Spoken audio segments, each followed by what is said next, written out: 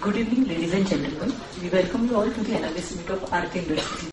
I would like to introduce our official sitting on the IS. Starting from my left is Mr. Chetan Gandhi, Chief Financial Officer. Then Mr. Rajendra B. Gogri, Chairman and Managing Director. Then Mr. Rashish Gogri, Vice Chairman and Managing Director. The session will begin with presentation by Mr. Rajendra Gogri about the company and will be followed by question and answer session from you all. I would now request Mr. Rajendra Gogri to start with the presentation.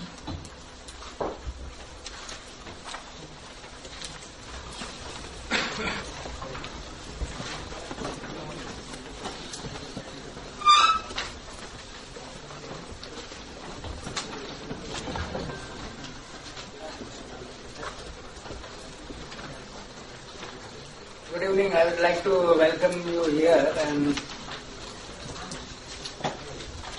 I'd like to give combine both corporate presentation along with simultaneously results, discuss the fourth quarter results and annual results, the projects and the status of various projects.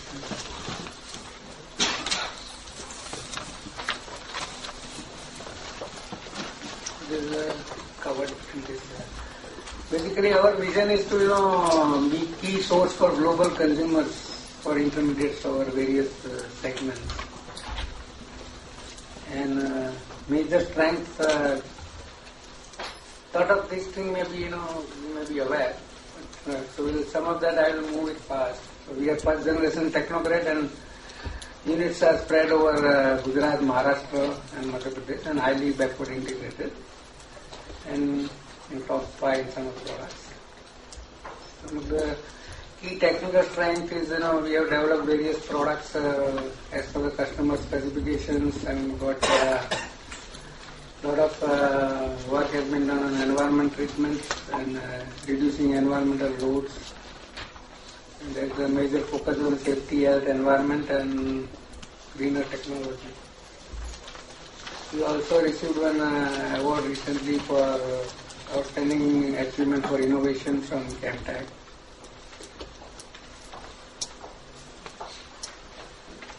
So this is an annualized consolidated number.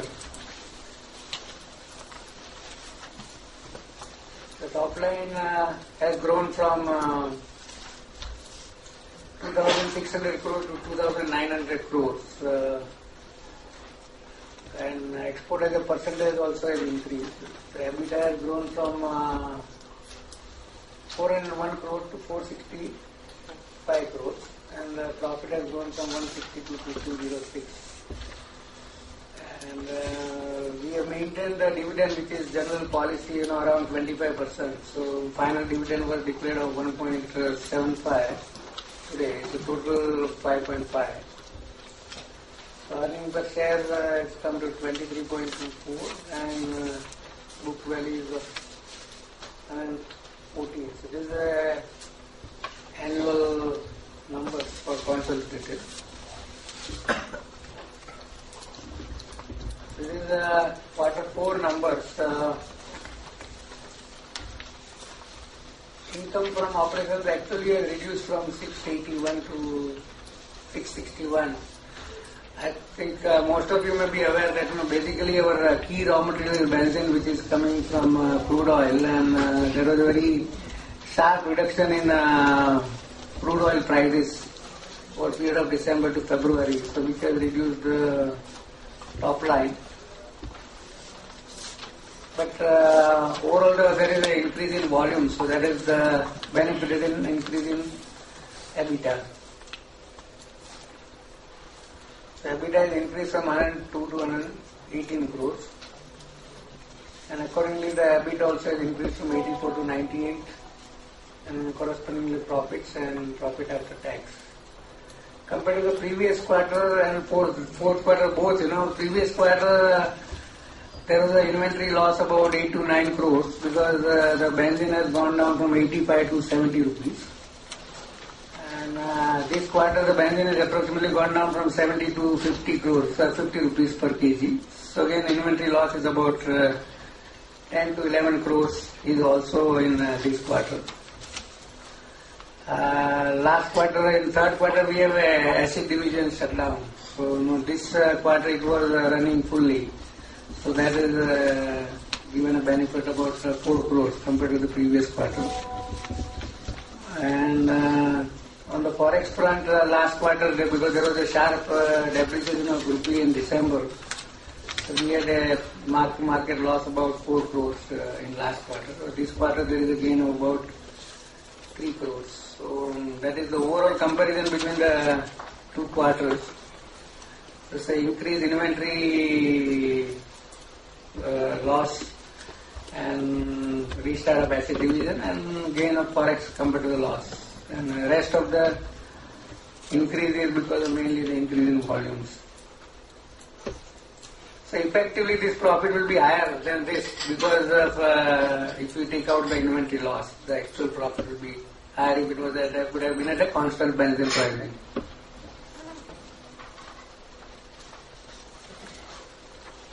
And these are 3 major segments: specialty, pharmaceutical, home and personal care. Specialty chemical, we are as a turnover as from 84 to 82. As I mentioned, it has gone down because of the effect of benzene. There is not significant increase in the turnover. Pharmaceutical has gone from 9.46 to 10.4. Itself has increased about 20%.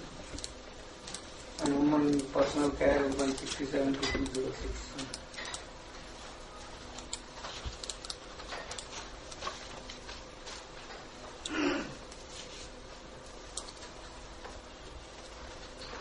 So our export basically is spread worldwide. USA is about 35%, and Europe is 32%, then Japan, China, and the rest of the world. So it's all different geographies. We are one of the few companies who have got significant export to China also.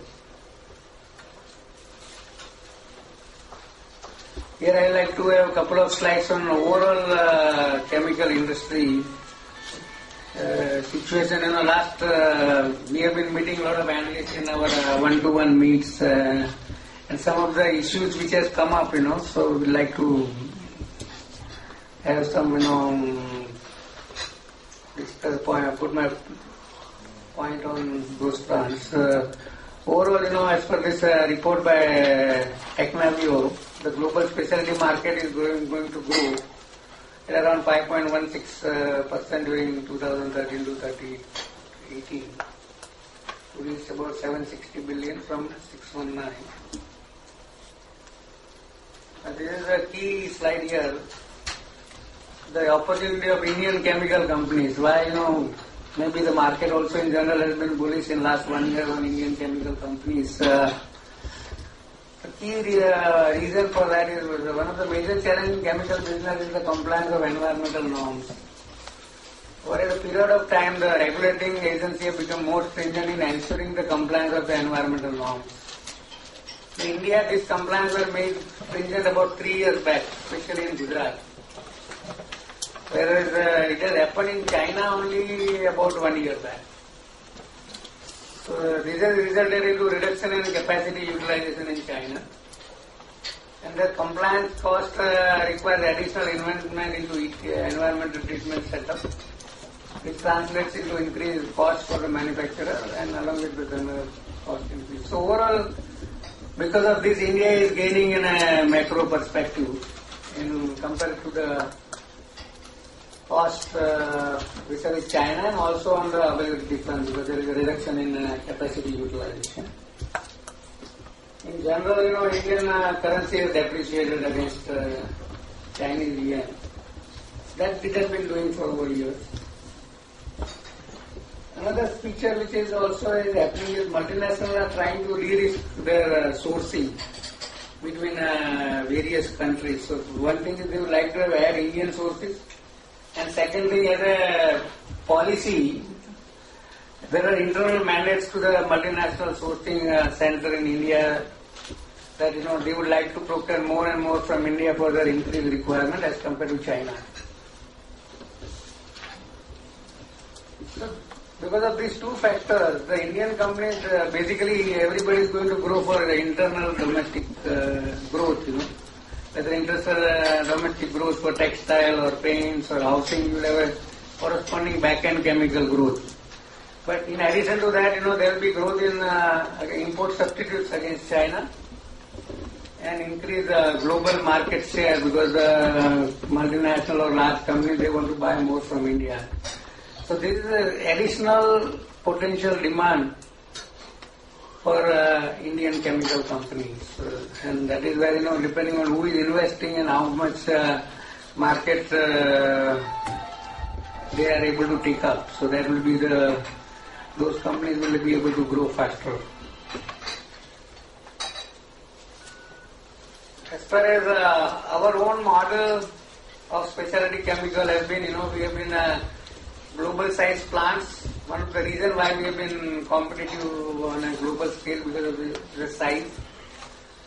And then also some of the customers are very large customers, unless you have a large size, they will not buy from you. So this size is this advantage. Then we have highly integrated operations. So it gives supply security to the customers, and also we can change the product mix. And there is a co-product balancing which is giving a customer confidence and entry value. And technically we have stringent specification, we are able to meet and adapt to latest technology. So these are some of the key factors. One of the questions every time we are asked, why anybody cannot replicate. What is the USP, on what basis will be able to sustain business on a long-term growth path. And another key factor is we have a very wide end-use application and a very strong customer base. A large basket of product diversification. We are tagged as strategic supplier by major global and domestic customers, and we are participating in growth of fast-growing end-user applications. We supply to polymer and additive companies, like we supply to BASF in all their segments. They are the largest chemical company in the world. And these are some of the large polymer companies, Solvay in USA and Icona, TG in Korea is a Japanese company. And these are the paint and printing companies. India is Sudarshan is there, Atul, Sun Chemical, Microink. In agro, Syngenta is the largest company in the world, then there is a Bayer, UPL. So we have a very strong customer base. So these are some of the key benefits we have. This just gives a value chain. These are the various chemistries, fluorination, nitrogen. So we are ranked among top 3 in this chemistry. And nitrogen we are ranked among top 4. Ammonolysis we are among top 2 and hydrogen. So basically what I was trying to mention was a very highly integrated and global size. And it is very wide end use. And co-product balancing, a lot of these products are isomers, so they are PNCB, UNCB are joint products, PDCB. So different isomers has a different growth rate. And this gives a customers confidence that you are able to handle the other isomers and you will have a supply ability even when there is a shortage. Last 4 months, we have been always asked about this crude. What is the impact of the business because of crude, So we are actually, our business is neutral to volatility of crude. Even if the crude gets double or crude becomes half or benzene gets double, benzene gets half, it doesn't affect us as such in both. And volume also, because the product demand is inelastic to benzene price. Because if the benzene price goes up by 100%, our product price, that impact will become less than 50% because of the value addition and addition of other chemicals which are not petrochemicals. Then next stage, and ultimately when you get the paints from Asian Paints or inks, or if you buy some engineering polymer, the product going to tar and all this impact become, even if doubling your income become only 5% or so. And if you are eating paracetamol, this Crocin, so now if the benzene price is half or double, if it is changing that price by 5%, the volumes are not going to go down. So it is purely, volumes are totally inelastic. Second is all the manufacturers are at the same level as per the cost are concerned. If the benzene becomes costlier, it is costlier for all the manufacturers and cheaper than all. So it is more on a cost plus basis. It doesn't affect absolute margin per kg. So, benzene price as such is an irrelevant, benzene or crude price. Actually, the EBITDA, if when benzene price goes down, it has gone down from 85 to 70 to 50. Q3 our EBITDA was, EBIT was 85 in chemical segment. We are 70 if you add this inventory loss impact, it will become 78. Oh. So from 88 will become 98 here. And there it is more than 100, so it will become 150. So this benzene going down, effective EBIT actually is increasing if you adjust the inventory loss. So in general, and another thing is that we are not commodity. Otherwise, people, crude oil is a commodity, benzene is a commodity. If benzene goes up and down, it will definitely, this crude oil affect the commodity plastics immediately. There is a polyethylene or those kind of products or PVC and all, those are getting affected immediately and that volume also gets affected. These are some of the other factors, gainful use of byproducts. These are other chemistry what we have. Yeah, coming to the ongoing expansion, which we had given in our last year analyst meet after the results.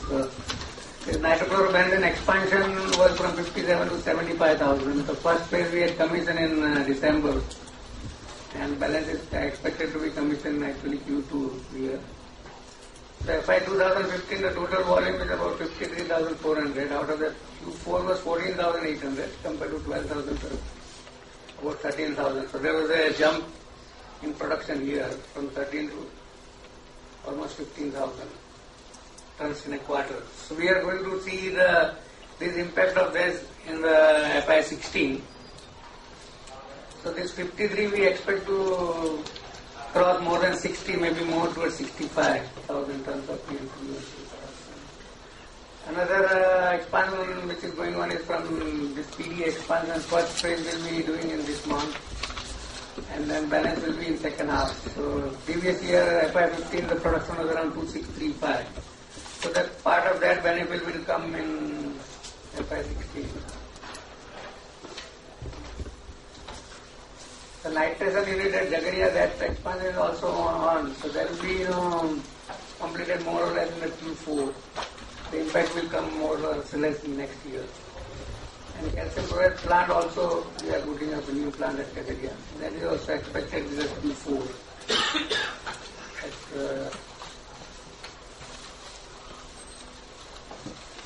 The entire nitrotoluene chemistry is a new chemistry what we are adding is from toluene, then this will be entire range nitrotoluene, chlorination, hydrogen. These are the various chemistry. That's like chlorobenzene. And then here we are going to be the first one in India to get ethylene by pipeline from Reliance Gandhar plant, old IPCL plant.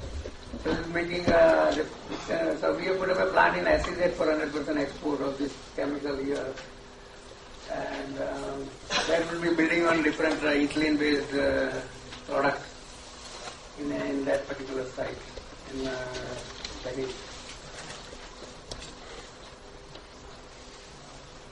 So basically our strategy for this is, one is, as I mentioned, global major, they want to shift their concentration from China.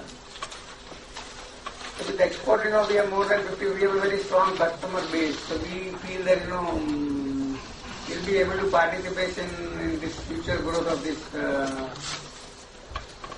these end user applications like engineering, polymers and agrochemicals. So more and more opportunity will come in this.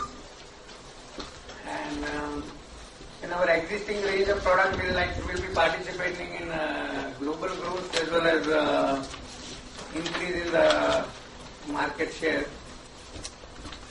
and continuously adding new products like hydrogenated products, toluene, ethylene compound to growing customer needs. So this is the basic growth drivers of adding new products and increasing the market share and participate in the growth.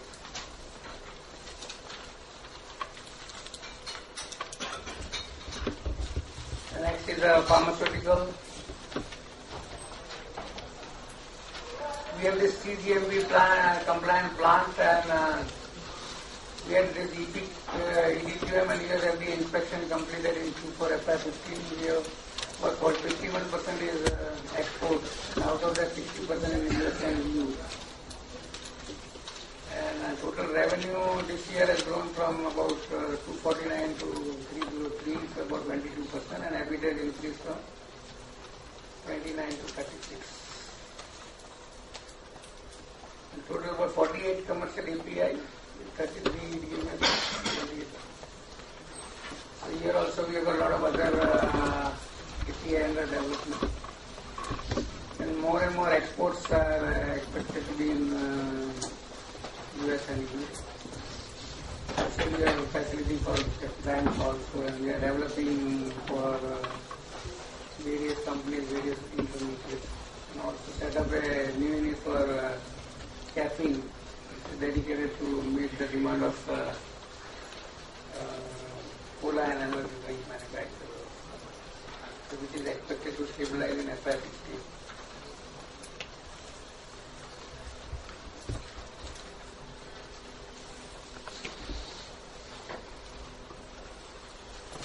Relatively, here this product goes in FMCG, shampoos and anti-dandruff and all. It's a relatively low margin business. But we have expanded also and changed some technological improvement in this also, and also go towards more profitable product mix. And from this, we are expecting that our EBIT in the coming years should be improved from this segment also. Here also basically we have a very good customer base. Now the new projects which we are planning to, this is the overall major projects which are in progress, which I mentioned here. One was for the PDA, NCD and solvent chemistry, chlorination, and then pharma and home and personal care. So this four, about 80 crores of capex and ongoing project completion. And pharma, home and personal care and normal capex, this should be around 150 crores. 230 crores they will go for this. Now the projects which will be more or less starting in FY16 and expected to be commissioned in FY17. At Jagadia, our major site, where we have the land, we are going to have one chlorination complex, specialty chemical complex, and one power plant. And at Vapi, acid reconcentration plant, and the insulation, as I already mentioned, and specialty chemical unit.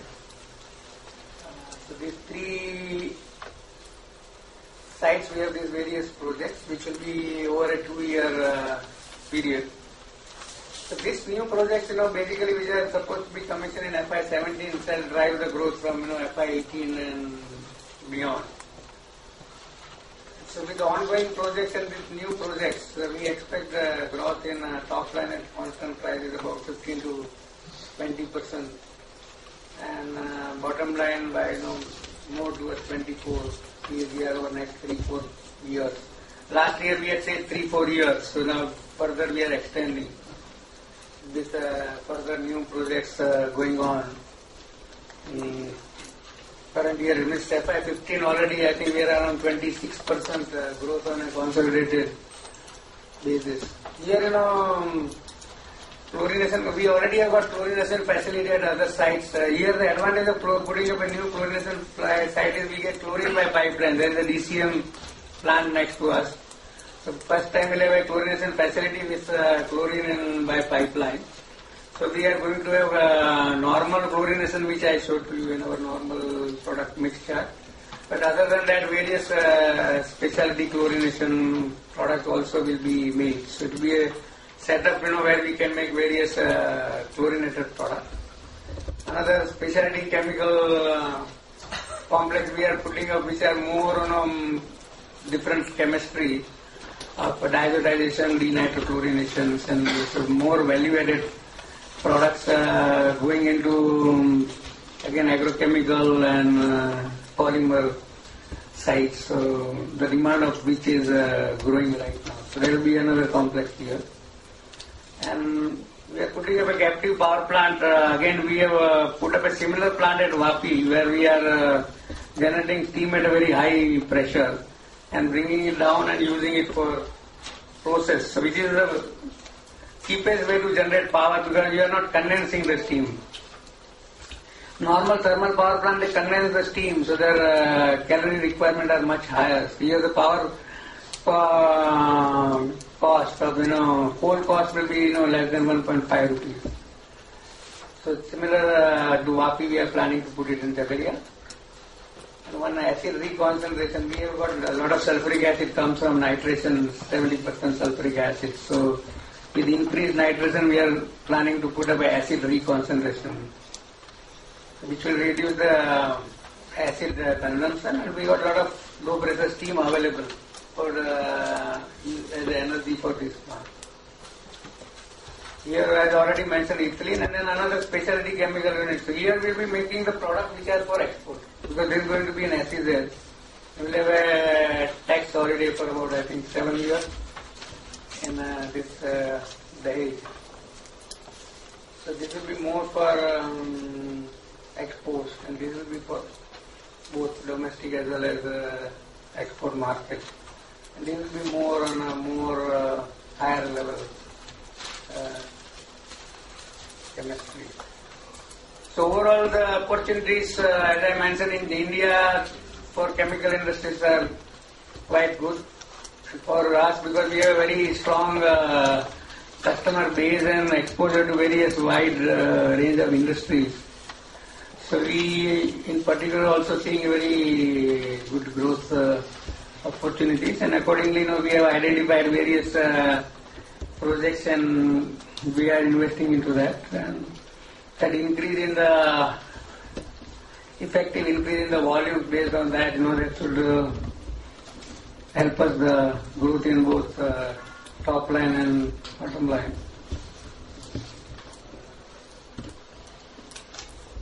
Restructuring is going on right now with associate companies and other promoter companies, where there will be reduction and cancellation of about 52 lakh shares of Aarti Industries, approximately 5.9. So the equity share will reduce from 8.85 to 8.32 crores. So this will benefit in EPS, ROE and everything. So that is expected to be commissioned over in first half of this year. So this will be another benefit, overall benefit. Right now, I think this is already approved and now it's subject to approval from High Court, which is expected to be completed in first half. Again, the numbers I think is already approved.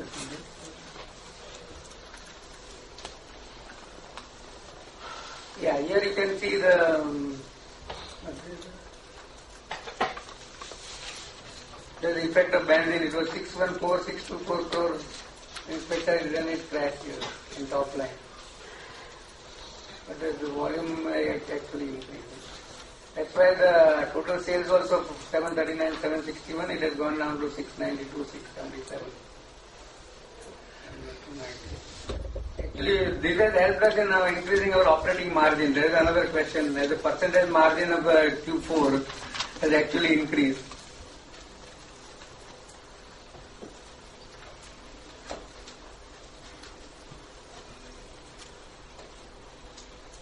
Yeah, it is 17.5. It was 15.21 last year and 15.27, 16.14. So these are also effects of benzene pricing.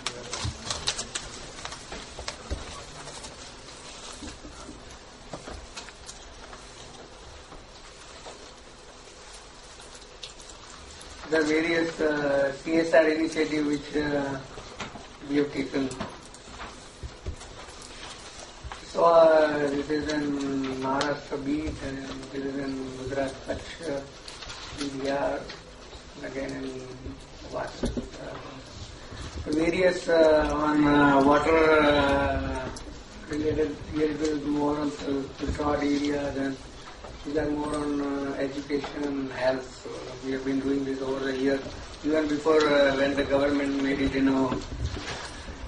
that companies should invest, should do CSR based on the profits. We have been doing more than that for years. So as a philosophy.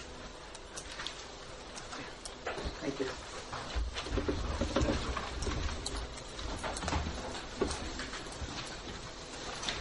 Thank you, sir. We would now begin with the question and answer session.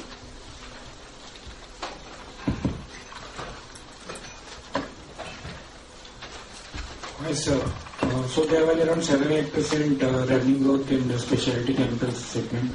Can you give us the corresponding numbers of volume growth, more so excluding agrochemicals and including agrochemicals in that specialty chemical segment? Over on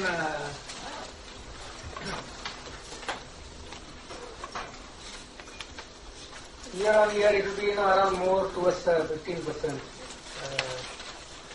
volume growth in specialty chemicals. And agrochemical segment, particularly, was the performance flat or better? Yeah, basically all the segments it is. Agrochemical also was of a similar level.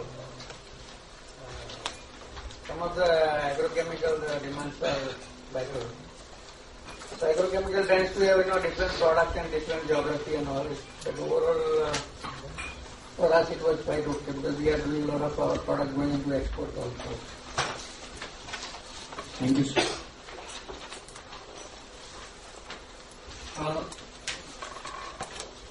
Congratulations for good set of numbers.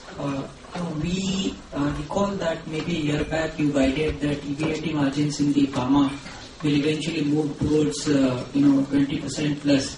But we have not seen that happening at least in this year. So what is the guidance that you provide and the timeline for the demerger of this pharma and the personal care business?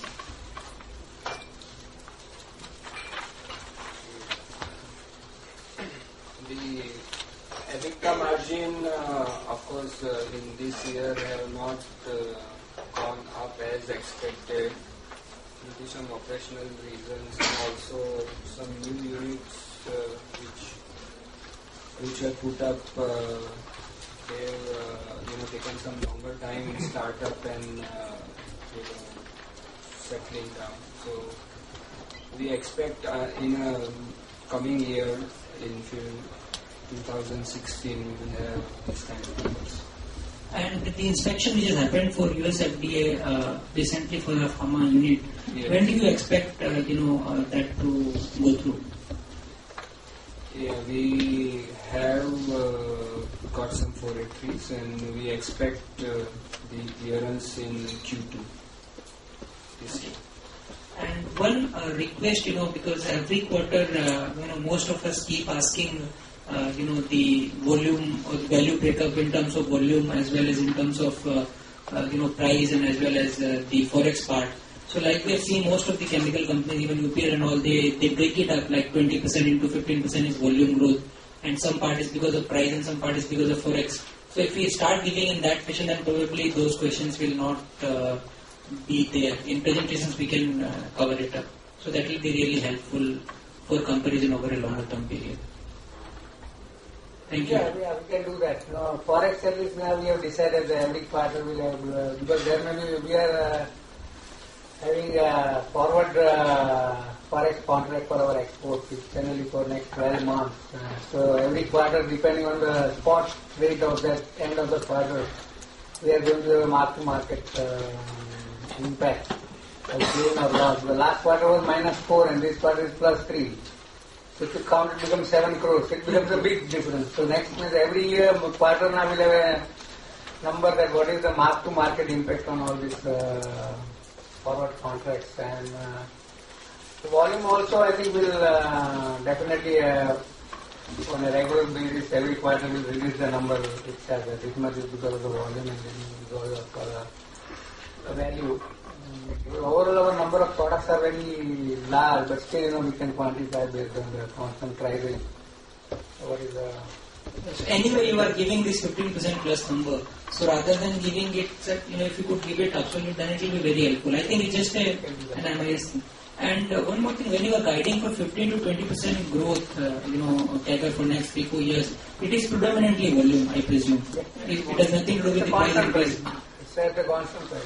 Yeah. So does it entail some part of pricing also, apart from volume? So 15% is pure volume. So if pricing delta comes, in terms of that absolute. That will increase the top line, but if the benzene price goes down, there will not be increase in the actual top line. No, your cost plus basis delta, except benzene. So, except benzene, the cost that you are, cost plus model with which you are working. Yeah. So, is there any expectation that further, because you see in China, apart from, the environmental cost, the employee cost has also jumped up dramatically over the last couple of years. So in that sense, we become more competitive in that sense also. So we can also command higher delta from global players. So do you see some possibility on that ground also in terms of your pricing power? Yeah, basically, that's why we are saying 20 to 24, and we are targeting more towards 24. And the volume increase about 15%, but the bottom line increase was more towards 24. Got it. So there will be spread up overheads also, and some increase in margin may take place. But we are not counting much on that. That might become an icing on cake type. Whether we get it or we don't get it. Abnormal. But in our case, the abnormality also evens out because so many products. Yes. In 2 or 3 products, you may get some abnormal profits which may be higher for whatever reason.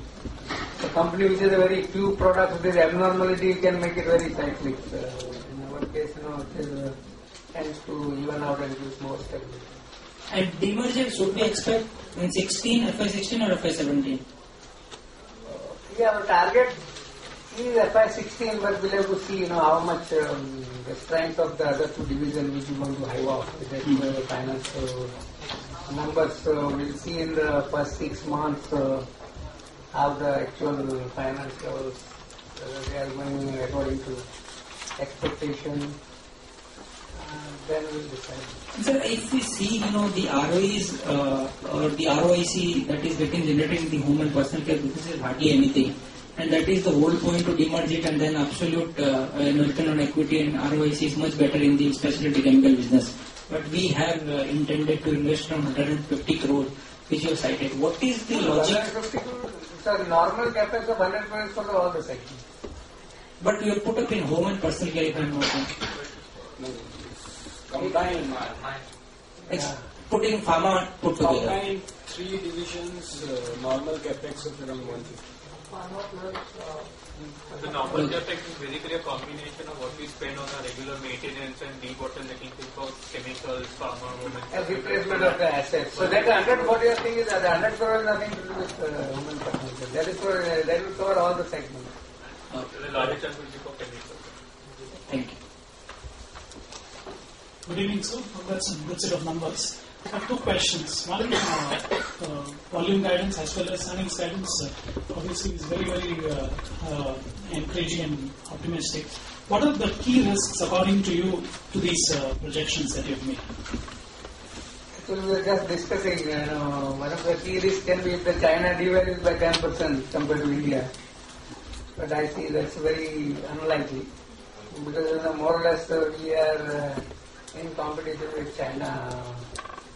So something like that can be a risk. But overall, our exports are 20% of our exports are sensitive to the currency, with 1,700, 1,800 crores export, and you take out 20% for 360 crores. So even 10% impact on that will be coming out of 3640 crores, and some impact on domestic business. So China getting devalued by 10% may affect 50-60 crore profit. So that was just point we were discussing whether, but I think that those kind of things may not happen. Other than that, I think we are quite on a strong footing because of the diversified end use and customer base. only thing, if everything goes positive and if everything goes negative, between that, that can be, if my guidance is this year PBT was around say 245, next year it should be the 300, 320, whatever. The 320 can become 290 to 250, 350. Now you assume that all the volumes and all the margins are on higher side. If you assume that you are slipping in everything, so that gives a band. So the risks are on a, you can say plus minus 10% on the bottom line, but there are not a huge aspect other than that specific. Thank you, sir. In pharma segment, are any existing US sales affected because of the 483 observations that you have received? No. These 483s are normal. We are currently having 8 products which are commercial in US. And this year we expect good sales from US markets. And in the pharma, what kind of R&D spending do you do? And do you expense it or anything is capitalized R&D spending? It's expensed out, R&D spending. So what kind of spending you do? You have some target spending? 5 crores per annum. Because we are not in any new molecules as such. It's more on our new APIs and the process improvement. Already we got a lot of APIs developing in pipeline. So new API will be more on about 4 to 5. Yeah, 5 commercial. So now more focus is on intermediates also.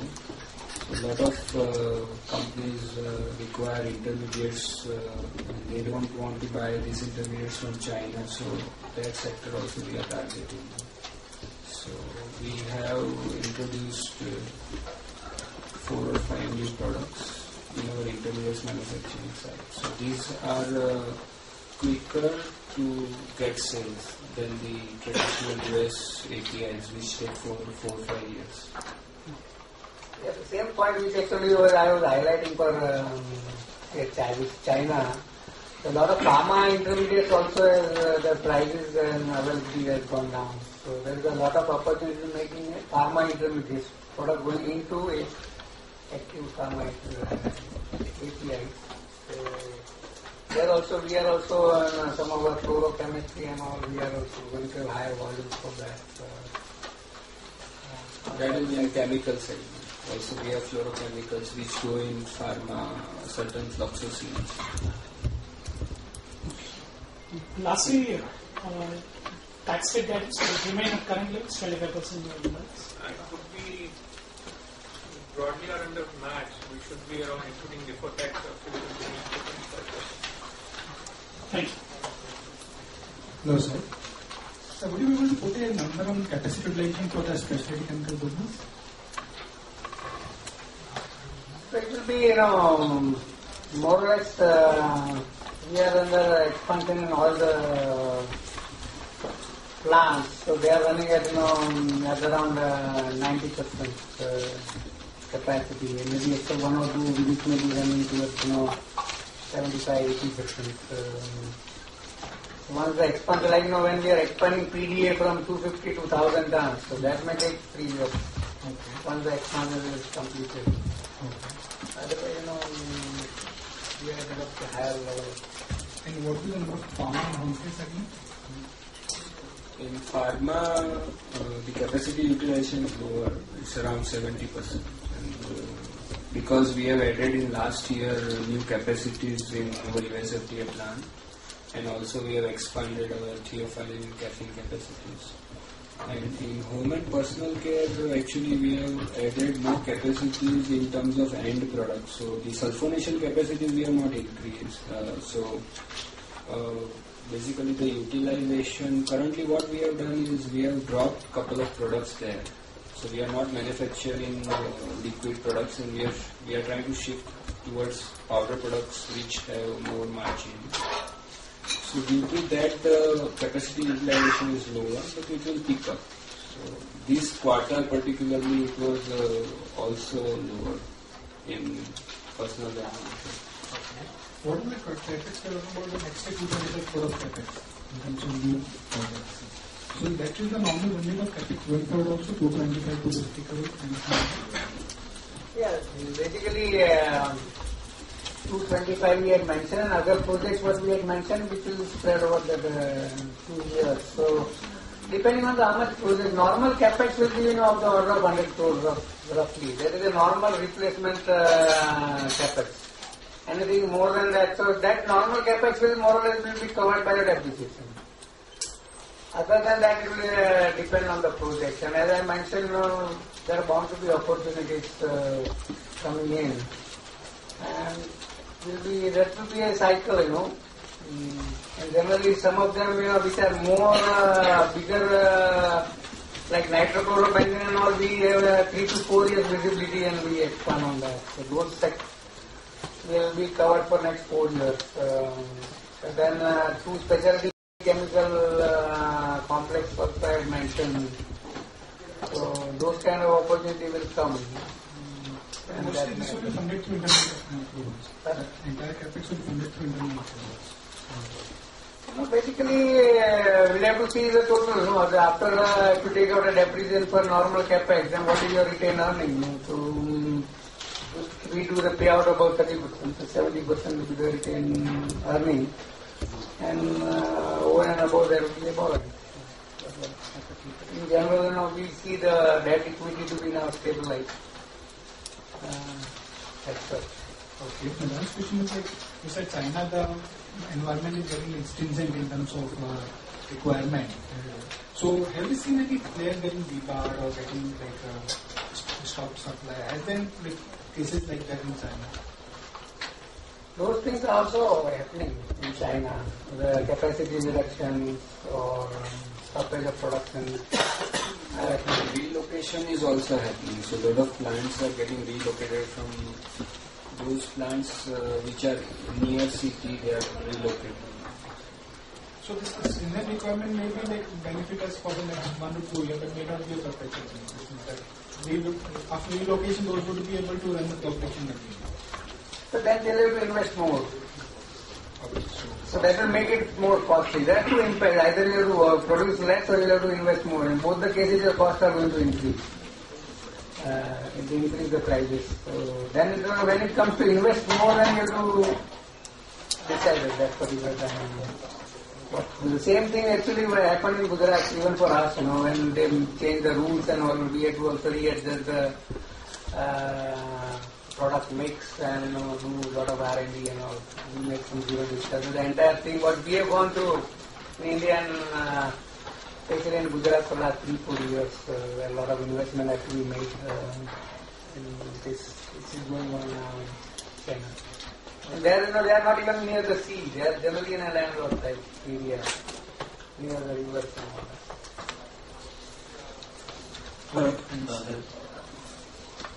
that. We have planned for demerger, but other two divisions are very small. There is pharmaceutical and food products. Yeah, but pharmaceutical has been growing. The top line has grown 20%, and similar growth we are seeing in next few years. And we feel that it is bifurcated, and overall, right now it is not giving enough benefit. So once if it is financially overall strong, a separate company will be better. And home and personal care, as mentioned, is a relatively low margin and low ROC. If it is hived off, then it can do on its own, structuring, or it can go for mergers or whichever way. And it will benefit the main company. Like this home and personal care is hived off in a separate company. It will improve all its numbers on operating margin and ROC, ROE, everything. But pharma is a focus area and it is definitely going to grow. So you plan growth, you have growth plan for both the divisions going forward? There is for pharma. Yeah, I already mentioned pharma and home and personal care already investment has been made in last year, and so those more volumes will come from that. So as such, we have been expanding in all the three. Hi sir, just wanted to take off from that point. Are you mentioning that you're thinking of hiving out the home and personal care division by any time? Yes. You are thinking or considering doing that? No, that's a demerging into three. Basically, we are planning to demerge eventually. Sure. Not sell off. But then it will become a separate company, then it can decide, it can merge with somebody else. So whichever, but directly it should, you have to see, it's a smaller company, Sure. And for the 15% volume growth that you mentioned was for the entire year, right? FY15. For Q4 specifically, what was the number? Q3 to, as I mentioned already in nitrochlorobenzene, there was an increase about 1800 tons or something. 1800. And hydrogen? So that was itself was a 10% increase in nitrochlorobenzene. Some other product also was there. So average, on an average, maybe about some 5-6%. Can you please repeat the guidance that you gave on the leverage level, debt to equity ratio? So you were saying it will remain pretty much the same in spite of the capex that will entail. Is that what I mean? Yeah, so basically,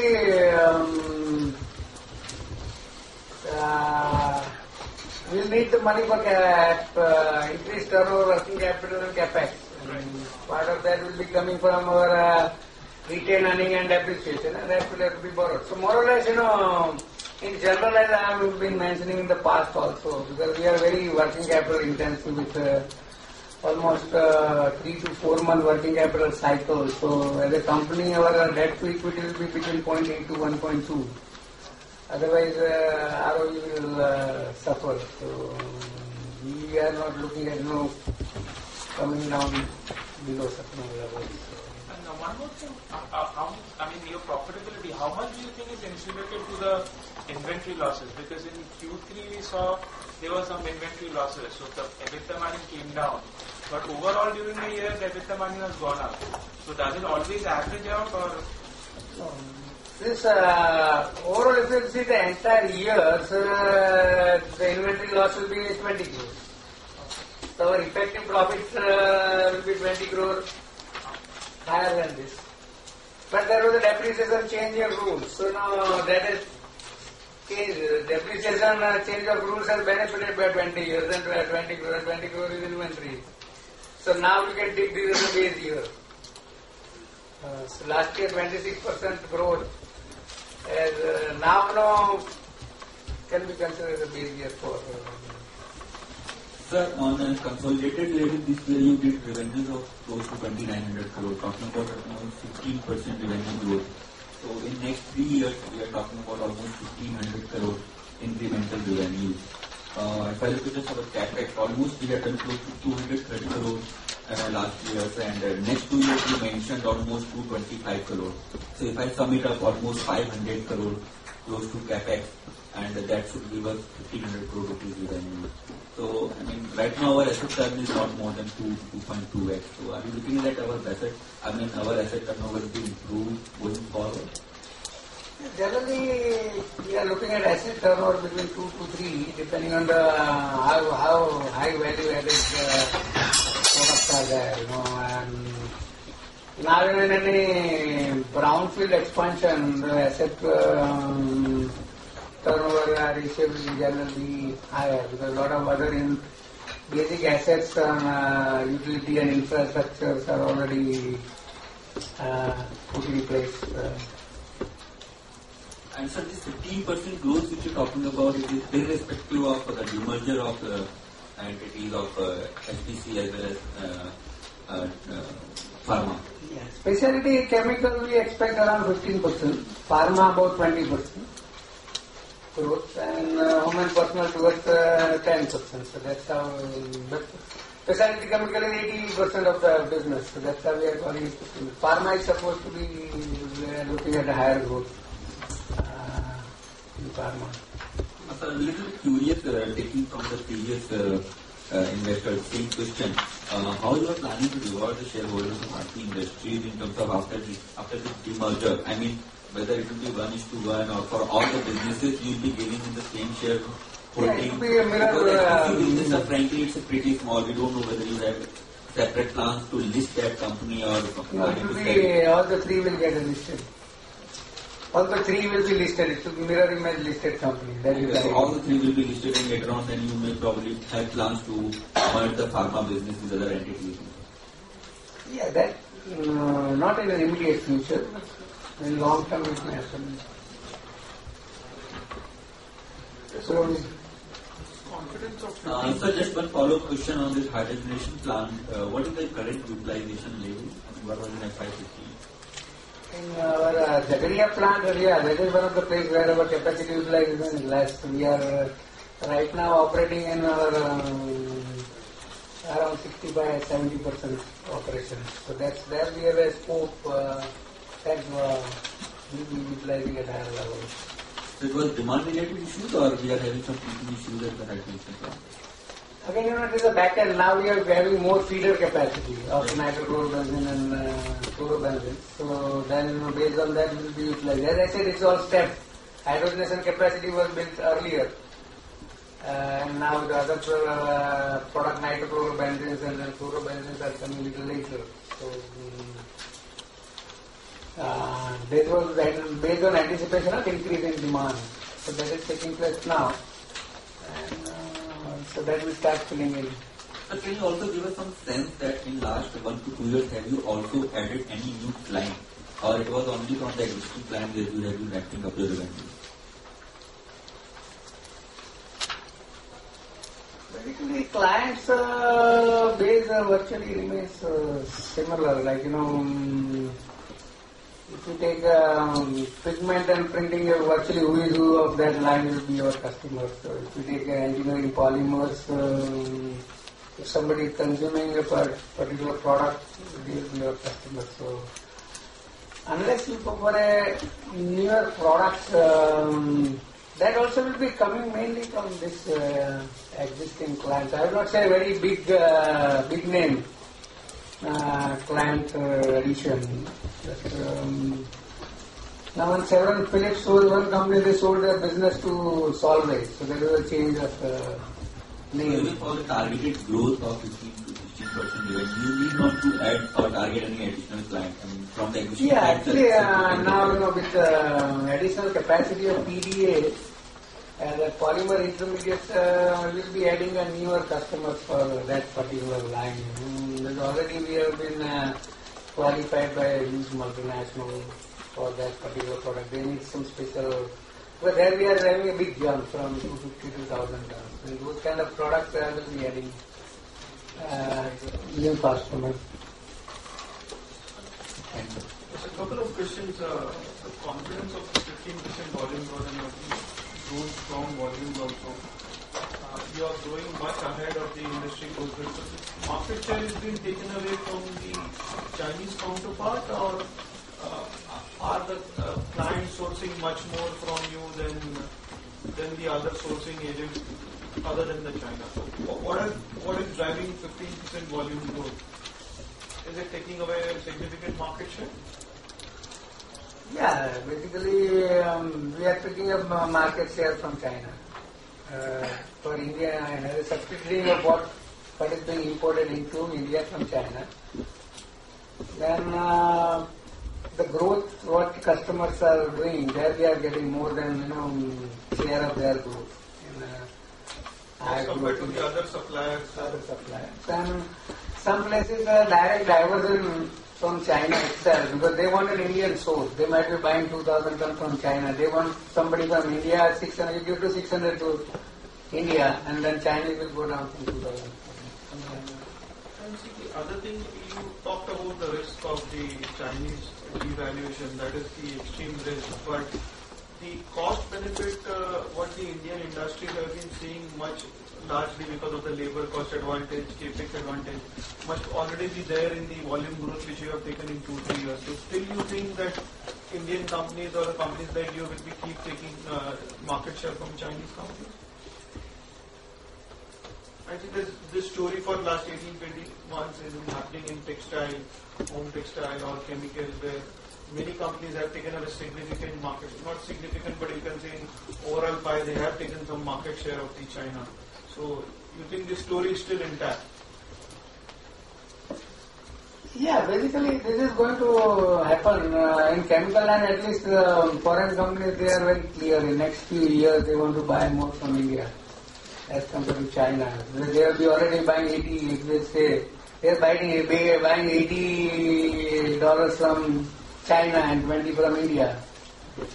So it's 80-20. So they would like to move to, say, if they want to move to 70-30, for that incremental they will buy 50% from India. So definitely they are interested in buying more from India. So continuation of this, does your business have an order book visibility, like your key clients giving you annual sourcing?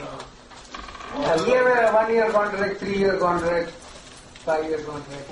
So you have some kind of a volume of visibility already? Actually, it's a very, there are large customers and there are few large customers, few large suppliers. So more on a strategic relationship. We know what they are going to expand and what we are going to expand and what are the kind of market shares we'll be doing. Actually, sometimes they take a letter from us when they want to put to their board for approval that we are ready to expand into this back end. Because they have to prove that their supply chain will be available. What is happening? All these multinationals, they want to now make the last 1 or 2 steps themselves.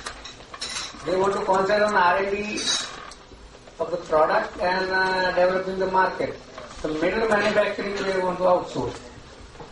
So for that, but you have to have that middle manufacturing intermediate supply, tied up. So they sometimes, they take a letter from us that, we'll be ready to invest with this kind of a capacity for getting their projects approved. Last question on the specialty chemical segment. In that segment, how much will be still a commodity business competing with the price volatility and competition? How much will be value-added business where the margins would be much more intact, the customer relationship would be much more intact? So 75-80% will be, 20% will be more on a commoditized value. There can be more volume, more price fluctuation. But other than that, we are not seeing any impact of too much volatility in the market. Only few products are there which are tend to be more volatile. Like we have a sulfuric acid division, which is purely a commodity. The market can really go up and down. There are some sulfuric division and some other products where they are more commoditized.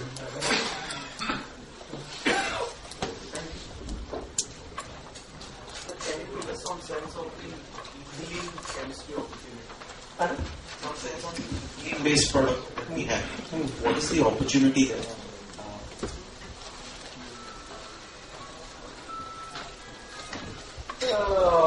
We have some base chemical which will be making, and other than that, around that we'll be building some other product which we have already identified, which will be an import substitute also, and some other export opportunities in that. So we expect a sizable opportunity going on forward. Will there be more capex beyond this first phase on this opportunity? Whatever, this should at least, once we commission it, at least for next 3-4 years, this should be sufficient. After that, we'll have to see what kind of opportunity further comes up. From our present visibility of products, what we have identified and what we are developing. So, in 2017 we'll be commissioning FY17, so FY20 it should be sufficient. After that, let's see. So secondly, on the pharma business, how many products will be commercialized in the US over the next 2 years? See, currently we have 8 products which are going, and we expect every year another 2 to 3 products getting commercialized. And did you say 25 and 18 years? Did you say 20% is your EBITDA margin or the EBIT margin you're targeting? It's, I just missed the question. EBITDA. Yeah. Because currently you are at 12% EBIT for the pharma.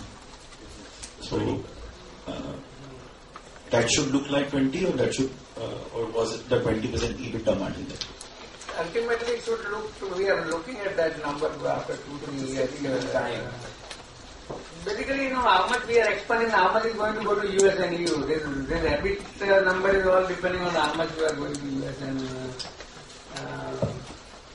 EU. So, we think that is possible. Those kind of 18 to 20% EBIT numbers are possible in a couple of years. Thank you, sir. Hello? Yeah. Go ahead, sir. In your presentation, you said that you have got a captive generation plant at Vapi, and in a similar line, you are putting the plant in Jageri also. What I'd like to know, whether you are running this captive generation plant to use your steam, which is a byproduct, or you specially generate steam for this captive generation plant, and what is the capacity of these two plants that you are not saying?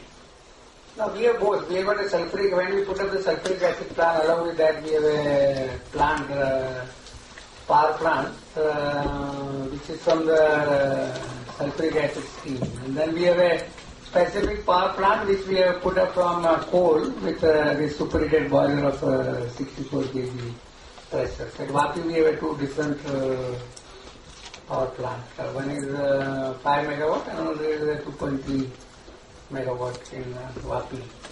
So what we are trying to replicate is the coal base which we have is 2.3 megawatt, which is much lesser power cost. And whether all these plants meet your total requirement of the power? No, it does not meet. Power requirements are higher. How much? So this in Jagadia also, with all this expansion coming in, we'll be meeting only around 50%. We'll be making maybe present estimate is about 4 megawatt, and power requirement will be more towards 8 megawatt. And another thing, you said that you are purchasing a gas from Reliance at what price? Purchasing what? Not power. Not power, gas. Gas they are not purchasing. Ethylene is a raw material, it will be on import parity price. And finally, what will happen on your whole business because of the reduction in the crude price? Effect of crude price. Whole business. Whole business. The crude price has resulted in inventory losses in this year, and now I think the crude prices have stabilized or are going up, so we will see some inventory clean going forward. This year we may have inventory gain because of this. Okay, thank you. Okay. Another one or two questions? Good evening, sir. Yes. So I missed on the volume growth figure you given for Q4 FY15 in the specialty segment. So can you repeat that? Sorry? Volume growth figure for specialty chemical segment for Q4. So on overall basis, I guess around QOQ 5 to 6% volume growth. And YOY? YOY should be around 12 to 15. And what is the inventory loss you booked in Q4 of FY15? 10 to 11. 10 to 11. Thank you. Just for the benefit of all, since we work on cost plus basis in terms of our pricing, so inventory losses which we have, let's say, booked in Q3 and Q4. So eventually, once we do the price settlement with the ultimate consumers, then it gets adjusted. That whatever we have lost, eventually we will get it back because this benzene is a complete pass-through for us. So eventually, in the next term pricing, it will be recovered back. It doesn't get recovered from the customer. It again will come as inventory gain. If 85 has become 50 in 2 quarters, then it becomes 50 to 85 in 6 quarters. Then we'll get over a 6 quarter, we'll recover. Because they don't consider, they are assuming there is a zero inventory. What is the price of last 3 months?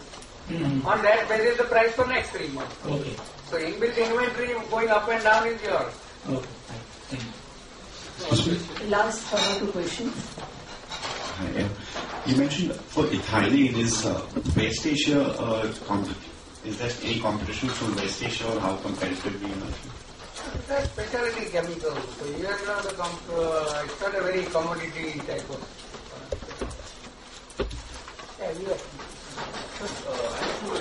One thing is that when you look at your balance sheet, 550 crores of inventory. So just wanted to know, this is at price of 50 or it is at your purchase price?